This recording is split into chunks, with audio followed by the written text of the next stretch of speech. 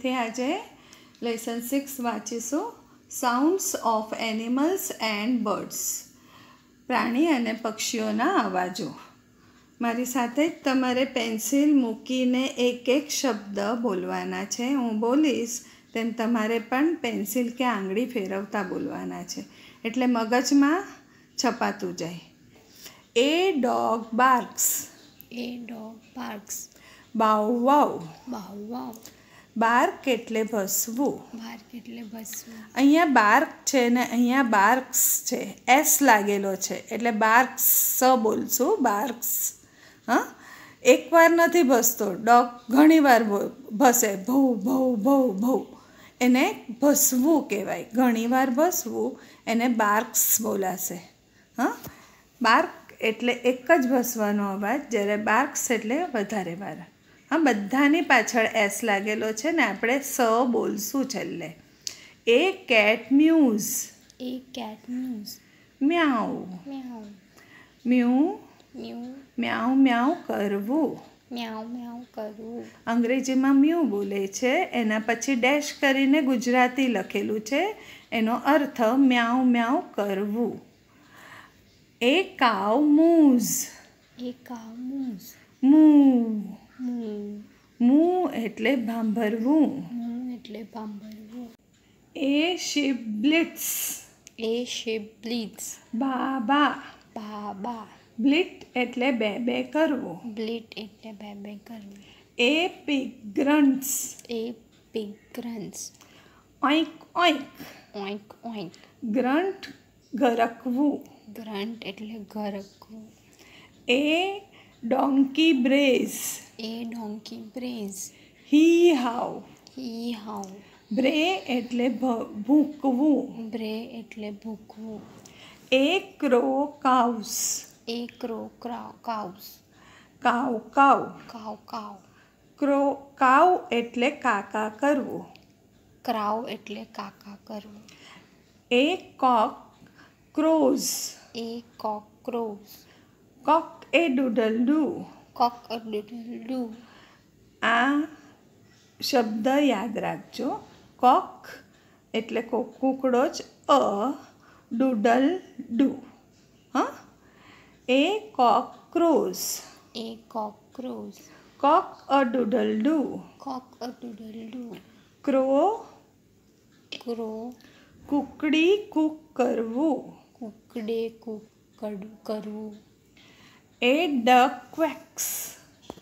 A duck quacks. Quack quack. Quack quack. Quack એટલે બતકનો અવાજ. Quack એટલે બટકનો અવાજ. ચાલો હવે લેસન 7 શીખીશું. લેસન 7. આ લેસન 7 આર્ટિકલ છે. આર્ટિકલ એ અને આર્ટિકલ એન. વાલી મિત્રો, તમે આટલું લખવાનું છે તમારે ખુદે. તમારે અલગ પેન કે એનાથી જે રીતે ટીચરે હાઇલાઇટ કર્યું છે એ રીતે લખજો. અને પછી હું હમણાં વિડીયોમાં સમજાવું જ છું વિદ્યાર્થી મિત્રોને, પણ પછીથી એ લોકોને આઈડિયા આપવાની છે કે એ ક્યાં લાગે, કોની સામે, અને એન ક્યાં લાગે. હવે વિદ્યાર્થી મિત્રો, આપણે આર્ટિકલ એનથી જ શરૂઆત કરશું. આર્ટિકલ એન જે સ્પેલિંગની શરૂઆત એ ઈ આઈ ઓ યુ ઉપરના ફક્ત 5 આલ્ફાબેટથી થાય છે તેની આગળ એન આર્ટિકલ લાગે. હા, એ ઈ આઈ ઓ યુ આનાથી શરૂઆત થાય. એ આલ્ફાબેટની આગળ, એ સ્પેલિંગની આગળ શું લાગશે? એન આર્ટિકલ લાગશે. An article. ઉદાહરણ આપું તમને. ઉદાહરણ કે એક્સ. એ એક્સ ઈ એક્સ. એક્સની આગળ આર્ટિકલ કયો લાગશે? તો એન. કયો લાગશે? એન.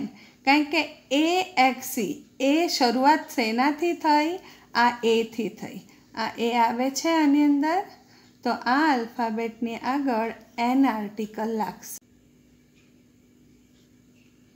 એ એન આર્ટિકલ લાગશે.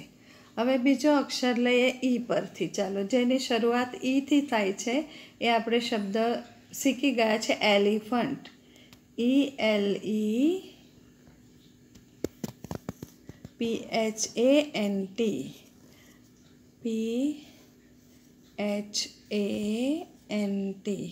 આ એલિફન્ટની સ્પેલિંગ છે. હવે એલિફન્ટની સ્પેલિંગની શરૂઆત ક્યાંથી થાય છે? તો ઈથી. શેનાથી થાય? ઈથી. તો ઈ છે અહીંયા છે તો એની આગળ શું લાગશે? An article. શું લાગશે? An article. એટલે આપણે એન આર્ટિકલ કોની સામે લાગે એટલું જ ફક્ત યાદ રાખવાનું છે, બીજું કશું નહીં. ફક્ત આ જ પાનું યાદ રાખવાનું છે.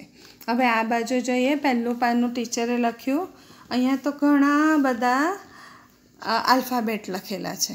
આટલા બધા આલ્ફાબેટ યાદ રહે કે નહીં રહે? બરાબર. આર્ટિકલ એ જે સ્પેલિંગની શરૂઆત આટલા બધા આલ્ફાબેટથી થાય, આ બધા આલ્ફાબેટથી થાય, તેની આગળ એ આર્ટિકલ લાગે. ઉદાહરણ આપું. બેટ. BAT બેટ. આની શરૂઆત શેનાથી થઈ? બીથી. તો બી અહીંયા છે તો એની આગળ કયો આર્ટિકલ લાગે? આ એ આર્ટિકલ લાગે. કયો લાગશે? એ. આ એ. હવે આ બધું યાદ રાખવું સારું કે ફક્ત 5 આર્ટિકલ AEIOU યાદ રાખવું સારું? હમણાં સુધી તો તમને AEIOU એ આર્ટિકલ મોઢે થઈ જ ગયા છે. વોવેલ્સ મોઢે થઈ જ ગયા છે. AEIOU એ સ્વર છે, અંગ્રેજી સ્વર. સ્વર એટલે અંગ્રેજીમાં એને વોવેલ્સ કહેવાય છે. એ તમને મોઢે થઈ જ ગયા છે ને. એનાથી શરૂ થતી સ્પેલિંગોની સામે શું લાગે છે? An article. શું લાગે છે? એન. ફક્ત આટલું જ યાદ રાખો. હમણાં જ એનું મેજિક યાદ રહી જશે તમને. પાછળ આપણે સ્પેલિંગ લખીએ છીએ અને એની આગળ આર્ટિકલ લખીશું. ચાલો લખો. પ્રશ્ન 1. અહીંયા લેસન 7 લખીશું. એનો પ્રશ્ન 1 લેસન 7નો કે એન્ડ એટલે અને. એન્ડ એટલે અને. તમારે એ અને એન આ આર્ટિકલમાંથી યોગ્ય આર્ટિકલ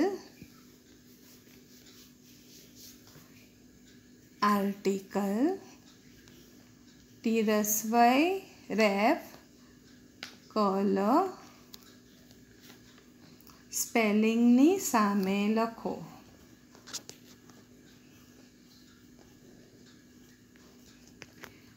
સ્પેલિંગની આગળ લખો.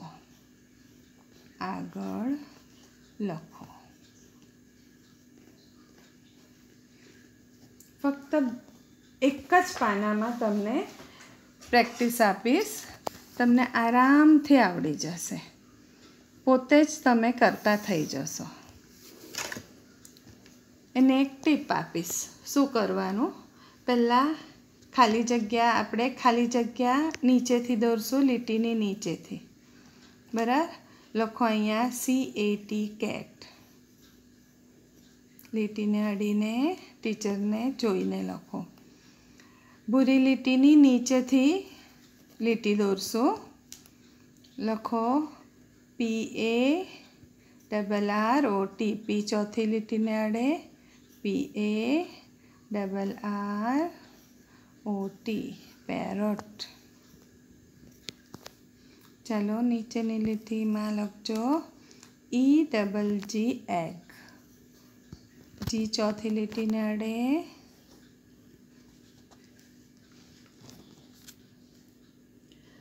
ભૂરી લીટીની નીચે ખાલી જગ્યા લખો DUCK ડક. DUCK duck. લીટી દોરો ખાલી જગ્યાની. લખો PEN પેન.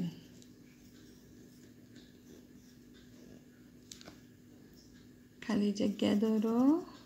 લીટીને અડીને નહીં દોરતા, નીચેથી દોરજો. BUS બસ. ચોપડીમાં જે આપ્યા છે એ સ્પેલિંગો લેવા જરૂરી નથી. આપણને આવડે એ કોઈ પણ વસ્તુના સ્પેલિંગ લઈ શકીએ છીએ. TRUCK truck.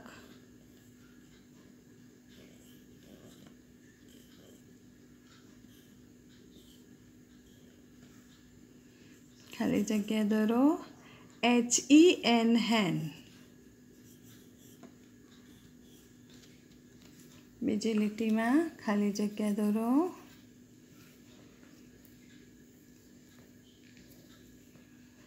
BAT બેટ.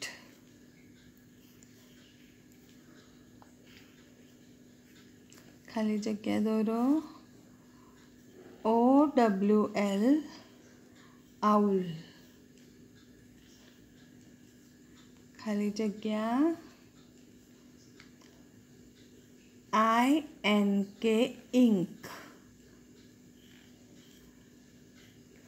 ખાલી જગ્યા દોરો. CAR car.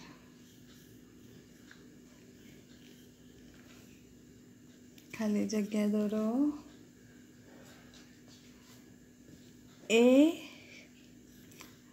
AIR aeroplane. PLANE aeroplane.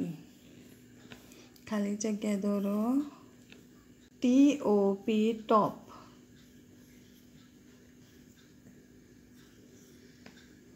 ખાલી જગ્યા દોરો.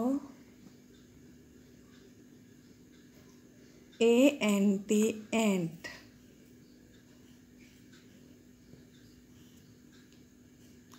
ખાલી જગ્યા દોરો.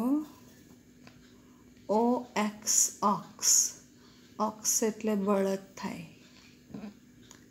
આટલા મેં સ્પેલિંગો લખાવ્યા, બરાબર. હવે આની અંદર ટ્રીક શું આપવાની છું? A and N માંથી યોગ્ય આર્ટિકલ સ્પેલિંગની આગળ લખો. ટ્રીક મેં આગળ જ શીખવાડી તમને. શું શીખવાડી? AEIOU ની સામે N આર્ટિકલ આવે. હા, તો આપણે શું કરવાનું? એને છોડી દેવાનો. Nની સામે આ રીતે એરો કરી દેવાનો, જ્યાં પણ સવાલ લખેલો હોય ત્યાં, ને આટલા અક્ષરો લખી નાખવાના. AEIOU. પેપરની અંદર પણ આટલા શબ્દો લખી નાખવાના. AEIOU. હવે પહેલો અક્ષર જુઓ. AEIOUમાં છે નથી, તો શું આવશે? A. નથી તો શું આવશે? A. ને હોય તો શું આવશે? N. હોય તો શું આવશે? N. હવે C તો નથી આવતું, તો લખો A. પહેલો અક્ષર P. P આવે છે આ 5માં. આ 5 જુઓ, મારી આંગળી ફરે ઉપર આવે છે, નથી આવતો, તો લખો A. E. આ 5ની અંદર આવે છે. AEIOU આવે છે, તો લખશો. શું લખશો? N. શું લખશો? N. બોલો N. હા, બોલતા પણ શીખજો. ફક્ત N એટલે ઘણા છોકરાઓ શું લખે? આમ લખીને આવતા રહે. આ આલ્ફાબેટનો N નથી લખવાનો, આપણે આર્ટિકલનો N લખવાનો છે, બરાબર. ANN છે, આવો N નથી, બરાબર. હવે D. શરૂઆતનો અક્ષર D છે. D આવે છે. AEIOUમાં નથી આવતું, તો શું લખશું આપણે? A. P. P આવે છે. AEIOUમાં નથી આવતું, તો શું લખશું? A. B. B આવે છે. AEIOUમાં પાછળના કોઈ અક્ષર જોવાના નથી. બસ છે, ટ્રક છે, એરોપ્લેન છે, હાથી, ઘોડો, જે હોય તે આપણે કશું જોવાનું નથી. ફક્ત પહેલો અક્ષર જ જોવાનો. પહેલો અક્ષર B છે. B આવે છે આની અંદર? નથી આવતો, તો A. જેની આગળ નથી આવતું આ આર્ટિકલ AEIOU, એની આગળ A લખી દો, બરાબર. T. AEIOUમાં નથી આવતું, તો લખશું શું? A. H. AEIOUમાં H આવે છે, નથી આવતું, તો શું લખશું? A. બેટ. B. બી આવે છે AEIOUમાં નથી આવતું તો લખશું A. ઓ AEIOUમાં આવે છે ઓ આવે છે તો લખશું N. શું લખશું એનો N. એરો ક્યાંથી શરૂઆત કરી છે આપણે Nથી. ANN. ફક્ત N નહીં ANN. I AEIOUમાં I આવે છે યસ આવે છે તો શું લખશું ANN. બોલજો એટલે ભૂલ નહીં પડે. સી આવે છે AEIOUમાં નથી આવતો તો અહીંયા લખશું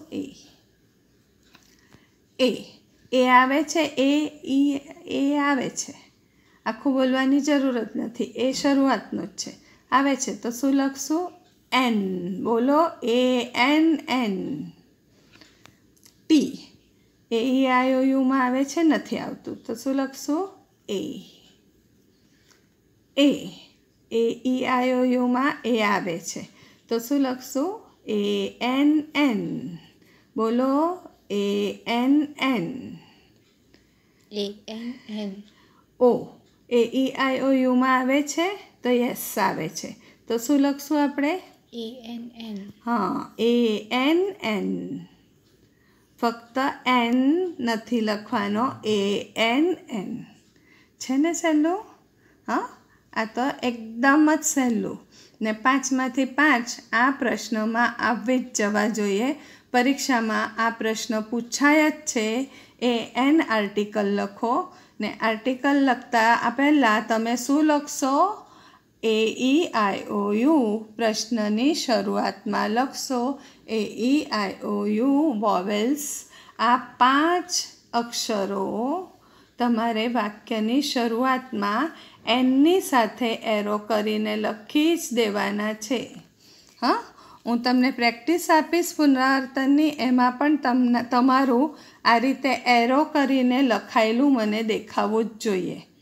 પછી જ તમારે A કે Nની ખાલી જગ્યા પૂરવાની છે ને N એકલું બોલશો નહીં ANN બોલશો.